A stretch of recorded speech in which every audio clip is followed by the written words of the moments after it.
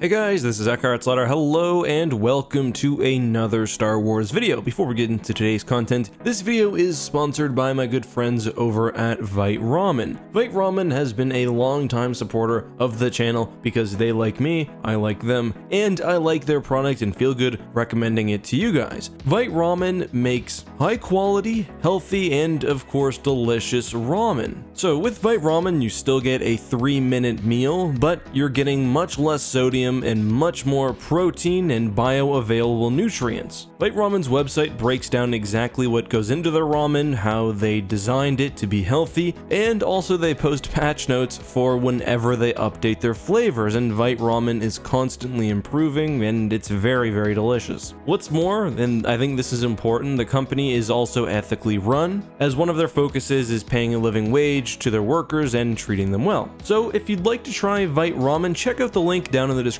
which will take you to the exclusive EckhartsLadder landing page. If you purchase Vite Ramen, you will also get a free gift, and you can even use the code EckhartsLadder for 15% off. All that and more down in the description. Thanks to Vite Ramen for sponsoring today's video. Now on with the content. So, Supreme Leader Snoke is arguably one of the most controversial aspects of the sequel trilogy. In episode 7, people were saying that Snoke had no backstory and that was frustrating for the sort of last arc of an epic saga. By episode 8, some people were frustrated when Snoke was sort of not very gracefully killed off, and of course with episode 9 we get the revelation that Snoke was actually some sort of puppet of Palpatine, or at the very least that Palpatine had Snoke clones on standby. Well, as of now we actually know a little bit more about Snoke's backstory, all from an upcoming Star Wars book called, well, the Star Wars book. Basically a trivia compendium by Pablo Hidalgo, which, although scheduled to release on October 20th, of course has found its way earlier onto the internet, and I'm going to link to the thread where I found all the information for today's video on Twitter. It's from a user named Old Man Blinks, who got his hands on an early copy of the book. So let's talk about it. It had been pretty clear for a while that Snoke was a creation or a clone of some sort. I mean, the movie itself shows us the Snoke vat, and the novelization has Palpatine explicitly say, "I made Snoke." However, I was always a bit confused because Snoke in the past was described as having suffered some sort of great trauma, which of course led to his disfigurement. So after reading the novelization,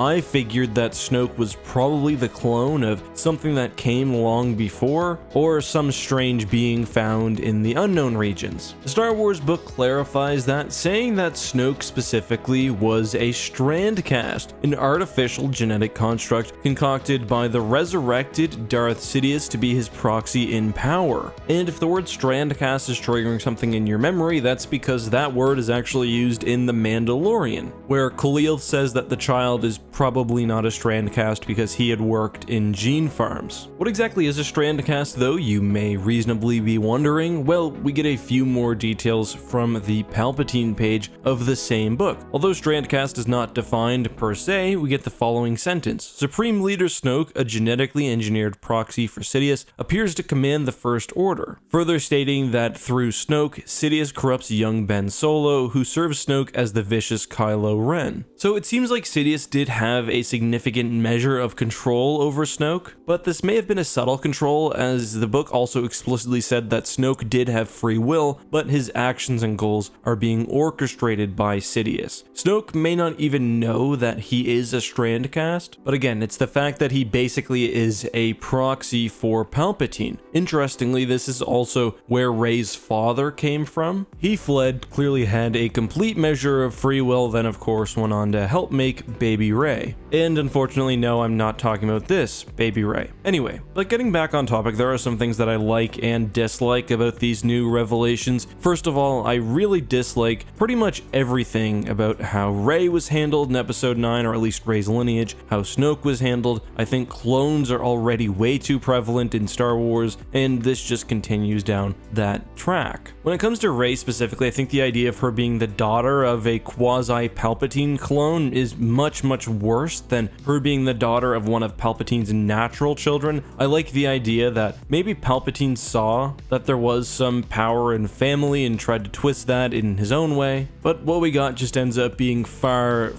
too confusing and needlessly complex. When it comes to Snoke, I've got the same sort of issues reading this that I've always had since the revelation that Snoke was created or a clone, and that's the fact that he's incredibly force powerful, but something that Sidious can apparently grow in some sort of vat. Now, of course, there are decades of Imperial bioengineering or whatever else behind this, but essentially, Sidious can grow incredibly powerful clones, and in Star Wars Legends, typically clones were not able to access the Force. There were some exceptions to this, of course, the most prominent one being when Palpatine inhabited his clone bodies, he could use the Force within them, but just generally, I think the idea is to sort of keep the clone power creep down. Now, maybe this book helps address that issue because it really reinforces the idea that Snoke is a direct proxy for Palpatine, so although Snoke may not realize it, perhaps Palpatine in his little chair thing is funneling his Force powers through Snoke, and that's what allows him to be effective and Force powerful. All in all, to sort of summarize, I get really disappointed whenever I look at episode 9 stuff. The movie is just not very good, especially as a conclusion to the saga. Now, of course, that's just my opinion, but especially when I look at pictures of episode 7, when I see the new characters of Rey and Snoke at that time, it's just sort of disappointing to know that they would never get a conclusion that I would like or that would feel fleshed out, which is a shame because I really like all of the characters as they exist in that first movie. I do like that we get this Strandcast reference rather than just a straight clone. I think sort of biologically engineering a fetus or whatever else is a bit more interesting than just cloning something, but that still makes me a bit confused about why Snoke looks the way he does. Anyway, maybe I'll buy this book when it comes out. It seems like that page at least has some interesting information. We also know, based on the postings on Twitter, that Anakin is now confirmed to have been born on Tatooine. That's interesting because his place of birth is ambiguous in The Phantom Menace, and it even kind of suggests that he may have been born on another planet. And Rey and Leia are also both referred to as Jedi Masters, which is interesting and I think something that a lot of people probably won't like. Anyway, guys, that's all I have for you today. I hope you enjoyed this video. I tried not to be too negative. I obviously don't like some aspects of the sequel trilogy and how it wrapped things up, but there are also other bits that I really like, which I should probably cover in a video soon. Well, again, I'll link to the Twitter thread down in the description so you guys can check it all out on your own. But until next time, be safe, have a good one, and may the Force be with you.